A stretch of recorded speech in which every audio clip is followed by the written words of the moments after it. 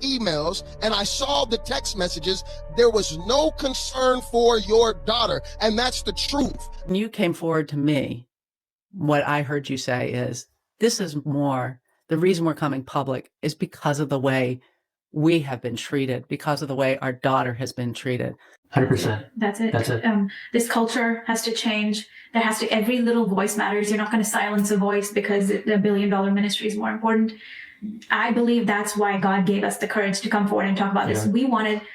We truly wanted, I wanted to run away and not deal with these people and go somewhere safe. Why would we take the harder road? Why would we put ourselves to public scrutiny on any of this?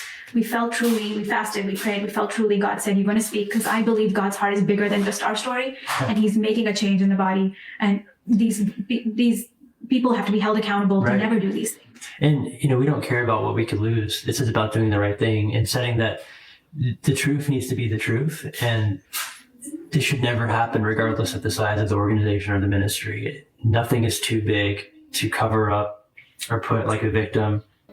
They should keep them quiet or not allow the truth to come out because you're trying to protect the image of the organization of the church. Hello, and welcome back to Anointed TV.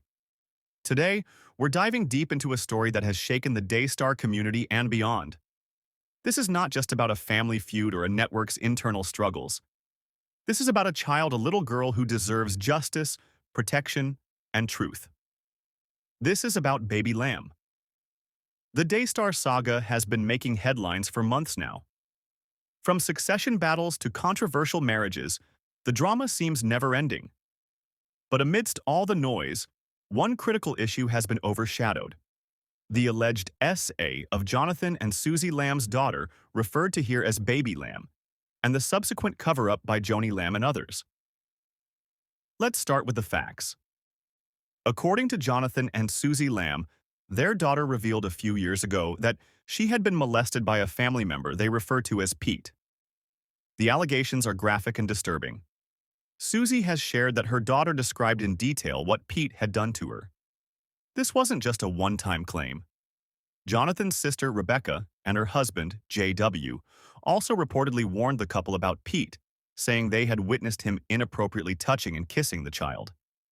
There is also an incriminating letter that Jonathan and Susie said Rebecca and JW wrote to Denise, which is yet to be made public or presented to the police. Then came the incident at the beach house. Jonathan and Susie recall a chilling moment when Pete followed their 5-year-old daughter upstairs while she was changing to go swimming. Susie described Pete's eyes as going black, as if he were in zombie mode. Jonathan rushed to the room and found his daughter completely naked, with Pete standing there. Jonathan screamed, and Pete repeatedly apologized as if caught red-handed. Jonathan and Susie did what any responsible parents would do. They went to the police. They filed a report, but the case was closed because their daughter, traumatized and unable to open up, shut down. So far, we know that the reason Baby Lamb couldn't open up was because of a private meeting she had with her grandmother, Joni. Did Joni threaten her or cast a spell on her? Joni also discouraged Susie from going to the police, but they went to the police secretly. If they had never cared about their daughter, they would have agreed with Joni and kept the matter a secret to protect Pete. What's even more troubling is what happened next. Marcus Lamb, the founder of Daystar and Baby Lamb's grandfather, reportedly told Jonathan and Susie that he had conducted a private investigation and that Pete had been exonerated. But here's the kicker. We now know that no such investigation ever took place. Denise Boggs clarified that she did not exonerate Pete, nor did Debbie Lenhart. Denise recalls that Debbie was unable to conduct a thorough assessment because Pete did not answer any questions himself, his wife answered them all. Debbie reportedly told Denise privately that she couldn't make any conclusions because Pete didn't engage in the process. Denise even told Pete and his wife that the session was inconclusive and that further assessments would be necessary. So, where did this idea of exoneration come from? Here's where things get murky. After the meeting, Rachel texted Marcus Lamb, claiming that Debbie had exonerated Pete. Marcus responded with relief, saying, "Fantastic, and I know that is such a relief for both of you." This led Marcus to call off any further investigations and even reprimand Jonathan and Susie for pursuing the matter. Pete is exonerated. Pete is exonerated. On a podcast, her words were that we're exonerated. No, that's absolutely not true. I couldn't exonerate anybody if I wanted to, but I certainly didn't say that to them. Hours of meeting, Denise walked Debbie to her car where they had a conversation.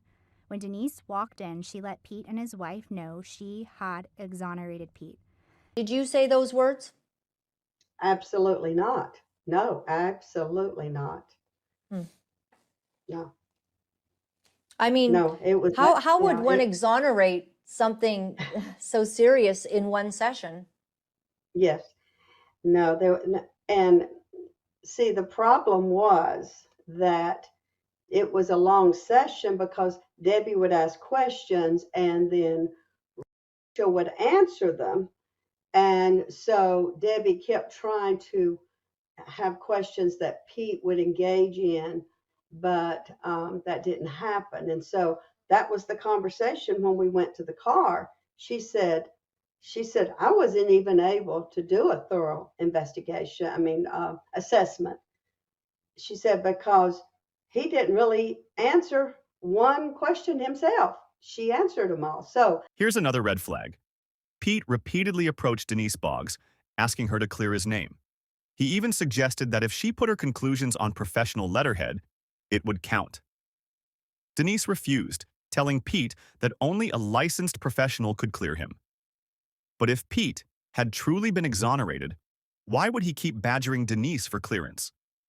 Why not go back to Debbie Lenhart or another licensed professional for a definitive answer? You were here last. You told me that 3 times, I believe, Pete kept coming to you to say, can you clear me? Why would Pete keep asking you that if he'd been exonerated? yeah, I know. That's right. I know. He wasn't exonerated. So that's why he would ask me again and again. And I kept saying, Pete, I can't. You have to come back and you have to meet with Miss Debbie Lenhart because she's the licensed professional counselor. I'm not. And and he even said, well, if you put it on a professional letterhead, it'll count, won't it? I said, no, I can't. No, that won't work. I'm not licensed. No. And so he actually said that, well, Miss I'm not Denise? coming back. He said, but if you put it on professional letterhead, this could work, which would it would be work. a complete lie. He was asking you to participate in a deception, would you say? Right. And, I know. I know. That would just be my thoughts. Now, the reason this issue came up again was because Denise Boggs, a family friend, revealed to Jonathan and Susie that no investigation had ever been conducted. Both Denise and Debbie, a licensed forensic counselor, confirmed that they even didn't scratch the surface of their investigation and were shocked to hear the report that Rachel had fabricated. This revelation from Denise is what made Jonathan and Susie to go back to the police and reopen the case. The case is now pending with the Colleyville Police Department in Texas. And see, the thing is, I did not know that the wife had texted Marcus saying that Pete had been exonerated. And so here I am trying to keep getting them to come back. And Marcus is thinking, oh, it's clear. And so that would even explain why then I get a call later saying, okay, just drop everything, don't do anything more. So Understood. But I didn't know. Yeah, I didn't know till today that there had been a text to Marcus. Yeah. And what's interesting is that that Jonathan and Susie didn't know either. And so we've kind of been now understanding that that Marcus and Joni had false information. And that is why they really came down very hard He's been exonerated. Now, to me personally, I don't know why you would think someone could get exonerated in one meeting. Just one more meeting, yeah. Yeah, Yeah. you know, No. yeah, it doesn't make sense from that aspect. But of course, this is what Marcus and Joni were told, and therefore it wasn't a lie that Debbie, the forensic child psychologist who had a session with baby Lamb, shed light on the trauma this young girl has endured. She revealed that by the time she met with baby Lamb, the child had already shut down and refused to talk. Debbie explained that this response is very common among child SA victims, especially if they've been sworn to secrecy. She also told the couple that the alleged abuse needed to be explored further and urged them to get their daughter to a counselor in their home state of Texas. 100 or more reports about SA and looking at her behaviors. And from what Jonathan and Susie shared with me, I was convinced that their daughter had indeed been affected by something very serious. And so I encouraged them to immediately get her to a counselor in the Dallas, Texas area. They were at a retreat center when I saw them, and they were here in North Carolina. And I knew I couldn't follow up on a weekly basis with this young girl. So I encouraged them to find a counselor in their area and then take the steps of reporting in Texas that they needed to. Especially that included meeting with a police officer or the Department of Social Services or Child Protective Services in the Texas area.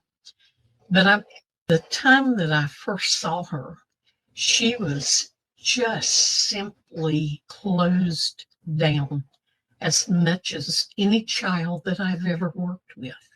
And it really broke my heart when I had to say to her parents, yes, I think you are right. Something has happened to your daughter. But it was clear from what they said to me in terms of radical change in behavior that she had undergone from being outspoken and from being lively to this closed off little girl that really did not speak and who just hid her head. And much of the time that I tried to enter into a conversation with her, she was just huddled up and closed off. And I was terribly concerned about her. and I think Now, here's where things get even more complicated. Joni Lamb and Rachel Lamb have been staunch defenders of Pete.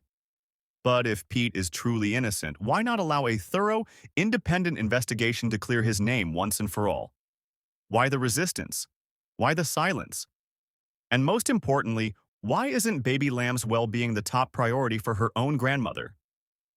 A lawyer for Pete has denied the allegations, stating that his client is innocent.